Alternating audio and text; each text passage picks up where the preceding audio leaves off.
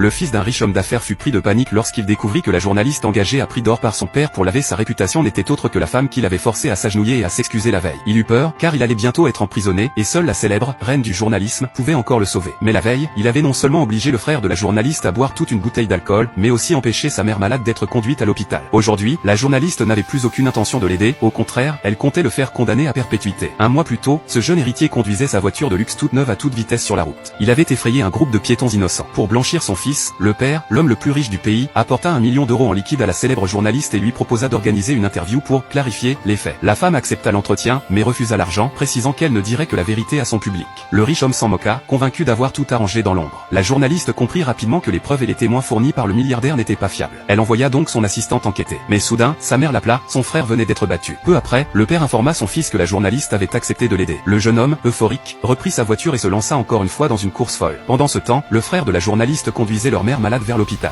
Bloqué par la voiture du fils du riche, il klaxonna légèrement pour demander passage. Mais le jeune héritier crut être provoqué, il accéléra, fit des embardées devant la voiture du garçon et freina brusquement. Le choc fut inévitable. Furieux, le fils du riche sortit de son véhicule et attrapa le frère de la journaliste. Le jeune homme s'excusa immédiatement, demandant simplement qu'on le laisse emmener sa mère à l'hôpital. Mais l'héritier, arrogant, refusa et déclara qu'il ne partirait pas avant d'avoir réglé l'affaire. Quand le frère voulut s'expliquer, il reçut une gifle. Les passants protestèrent, mais les amis du fils du riche les réduisirent au silence en évoquant le nom de son père. L'héritier exigea alors une indemnisation de 500 000 € et gifla de nouveau le frère. La mère tenta d'appeler sa fille, mais le jeune homme crut qu'elle contactait la police. Il la tira brutalement hors de la voiture. Le frère, désespéré, supplia encore qu'on laisse sa mère partir. Mais le fils du riche le força à s'agenouiller pour s'excuser, puis, après cela, lui fit avaler de force de l'alcool. Heureusement, la journaliste arriva à temps. Lorsqu'elle reconnut dans cet homme le fils du milliardaire qu'elle devait protéger, sa colère fut immense. Mais pour sauver sa famille, elle sortit sa carte bancaire et proposa de payer les dégâts. Le fils du riche, moqueur, exigea qu'elle s'agenouille à son tour. Elle répondit d'une gifle. Fou de rage, il ordonna à ses amis de la saisir. Mais la femme brandit sa carte de presse, l'arrogant héritier se figea de peur. Puis, son père l'appela et lui dit que la journaliste enquêtait en secret. Croyant être trahi, il déchira la carte de presse et fit capturer la femme, la menaçant. Chaque fois que je te verrai, je te frapperai. Il ignorait qu'il venait de ruiner sa propre vie. La journaliste fit immédiatement hospitaliser sa mère et son frère. Le frère survécut, mais la mère, faute de soins à temps, tomba dans le coma. Effondrée, la femme jura de se venger. Le lendemain, le milliardaire et son fils se présentèrent à la conférence de presse. Le jeune homme affirma avec innocence qu'il n'était pas le conducteur. Son ton sincère trompa une grande partie du public.